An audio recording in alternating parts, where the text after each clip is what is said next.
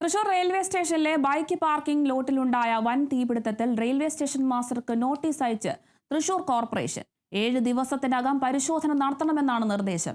തീപിടുത്തത്തിൽ വിശദ അന്വേഷണത്തിന് പ്രത്യേക സംഘത്തെ നിയോഗിച്ചു. തൃശൂർ സിറ്റി പോലീസ് കമ്മീഷണർക്കാണ് അന്വേഷണ ചുമതല. റെയിൽവേ സ്റ്റേഷനിലെ 4ാം പ്ലാറ്റ്ഫോമിനോട് ചേർന്നുള്ള പാർക്കിംഗിലാണ് തീപിടിച്ചത്. 100 കണക്കിന് ബൈക്കുകൾ കത്തി നശിച്ചു. റെയിൽവേ സ്റ്റേഷനിലെ 2ാമത്തെ ഗേറ്റിനടുത്തായാണ് തീപിടിച്ചത്. ആദ്യം 2 ബൈക്കുകൾക്ക് തീപിടിക്കുകയും ഇവയുടെ പെട്രോൾ ടാങ്കുകൾ പൊട്ടിയതോടെ ഒന്നാകെ തീ കത്തിപ്പടരുകയുമായിരുന്നു. ഇതോടെ 2ാം ഗേറ്റിലെ ടിക്കറ്റ് കൗണ്ടർ പൂർണ്ണമായും പാളത്തിൽ കിടന്ന എഞ്ചിൻ ഭാഗികമായും കത്തി നശിച്ചു. പ്രാഥമിക അന്വേഷണം പൂർത്തിയായെങ്കിലും തീപിടുത്തത്തിന്റെ കാരണം ഇതുവരെയും വ്യക്തമായിട്ടില്ല.